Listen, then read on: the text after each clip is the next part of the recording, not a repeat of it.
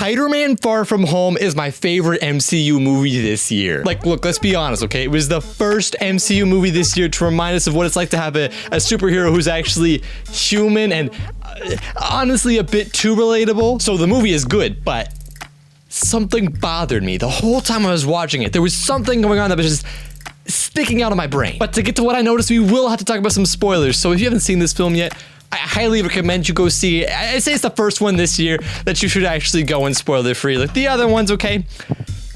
I hate to break it to you, but kind of bland, okay? Kind of predictable. This one, I mean, the plot's fairly predictable, but it has some fun moments that are great. The other ones don't really have a lot of great moments. This one has some amazing moments. You don't want to miss them. I'm only going to go into a little bit of spoilers. The spoilers that are pretty predictable, but still, you should see it. You should be watching it. And if it doesn't make $1 billion, Marvel loses it and it goes back to Sony. And we know how Sony does. So, okay, last spoiler warning.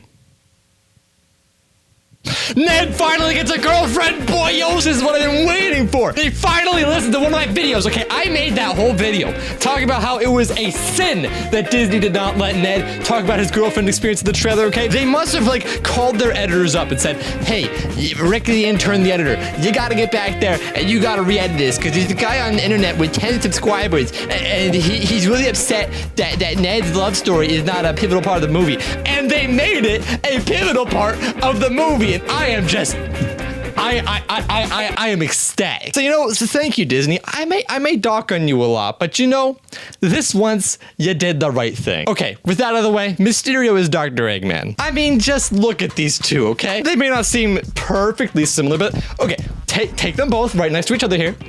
Take Mysterio. Let's give Mysterio like a few extra Reese's cups, okay? Just a few Reese's cups, and then give him some children, and then throw a midlife crisis in there, and blammo, he's basically Eggman at that point. But not only are both of their beautiful physiques very similar, their plans are very similar. But before I get into that, you're probably wondering, what is this hecker doing on your screen right now? Well, let me tell you something here, okay? To get a video to do well on YouTube, you have to be hot and popping with the trends, you know? And this movie may have come out a couple days ago, so I maybe have to kind of rush to get this video out, and so that it's still at least a little relevant. And having to animate all these pictures, doing all these movements all the time is a bit time consuming, so throwing myself in there every once in a while is just a way to save a little bit of time, but not much. It's still a lot of work, but you know, let me have this, okay? Spiderman is still hot and trending, okay? The grocery store I work at, we still have Spider-Man fruit snacks. We still have Spider-Man Pop-Tarts. We still have Spider-Man Cheez-Its. It's all there. Apple Jacks, yeah, there's Spider-Man Apple Jacks. Everything is still there. So as long as that display is up with all the Spider-Man stuff next to the cutout of Tony Tiger, and I'm not joking, there's a big cardboard cutout of Tony Tiger in my store.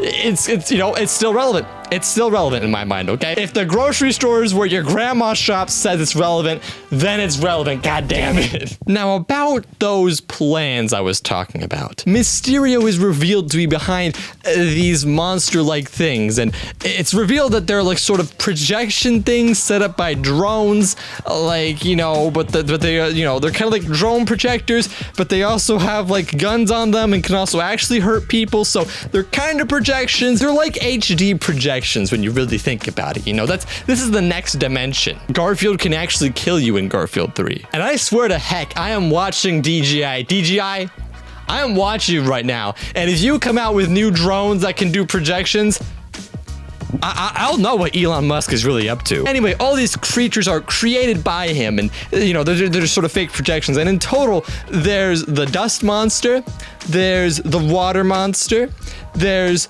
the fire monster from later on in the movie, and then there's also the like thunder, lightning, stormy, majiggy thingy-majiggy. Look, he didn't name his OCs, so if he's not gonna name his OCs, we have to come up with names for them, all right? Now, with all these monsters and their different forms in mind, let's go back to some of the monsters that Dr. Eggman has created, okay? If we go back to the Sonic Adventure series, a series that is a staple in every unstable adult's childhood. I'm allowed to say that because it was one of the few games I ever played as a kid. Throughout these games, you are met with a variety of different boss battles, and once I pull them up, you'll probably realize that they look a bit familiar. Chaos from Sonic Adventure. Now you may be looking at this guy and saying he's just a normal guy, you know, maybe a bit more hydrated than the rest of us, but besides that, you know, just a normal dude. Well, by the end of the game, he gets super swole and looks like this.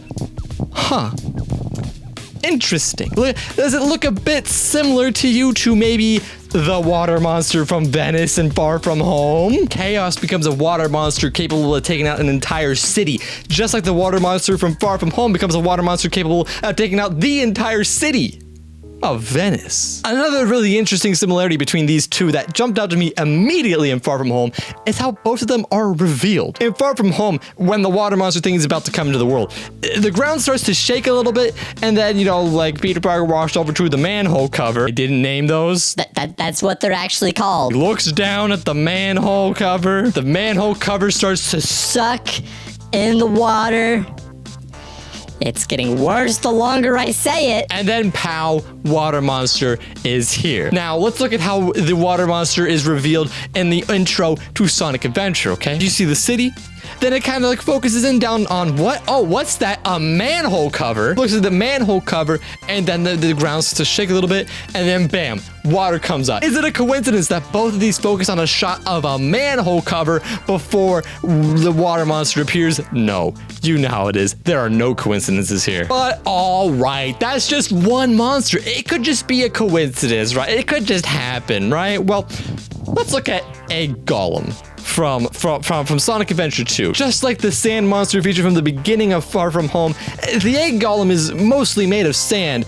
It's just, you know, he's maybe, you know, he looks a bit rockier, which is probably because, you know, unlike the sand monster from Far From Home, Egg Golem didn't skip Ab Day. Besides that, though, the monsters do look eerily similar. Additionally, the way they pop into frame in the film is also surprisingly similar. So when the sand monster from Far From Home was first revealed, he starts down here, and then he kind of like flails up like this, okay? Now look at how the sand monster from Sonic Adventure is revealed, okay? Starts down low, and then sort of flails down like this, and he's there. They are the same. They are almost one and the same. I cannot stress that enough. Look at those. Look at those. So now that we've shown that these two monsters are practically the same, let's go on to two more that are a bit more obscure and hard to see, okay?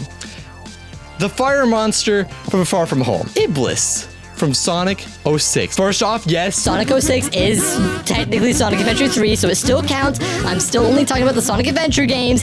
And, you know, I mean, think about it. They basically just called it a reboot so that they could reuse old levels and old ideas and say that it's new. That's what reboots do. But anyway, Iblis is this sort of fire monster thing. I mean, come on, they look similar enough, right? But also, their mannerisms, as described by Mysterio at least, are pretty similar. You know, Mysterio describes the fire monster as being a thing that wants to take over the world. You know, it feeds on the power of the world, and it attacks everybody, and then it, like, you know, kind of like takes over the world in lava. Well, in the future from Sonic 06, there's this Iblis fire monster thingy. I don't know what it's called. I'm not a weeb. And basically, it has taken over the whole world, and I believe feeds off of like the sort of emerald things, which are from the earth, technically, kinda. I don't know. Look, it works for my point, so we're gonna say that's what it is, okay? And I'm not gonna say anymore because I am already confused, and I'm the one who wrote this dang thing. So now let's move on to our last monster.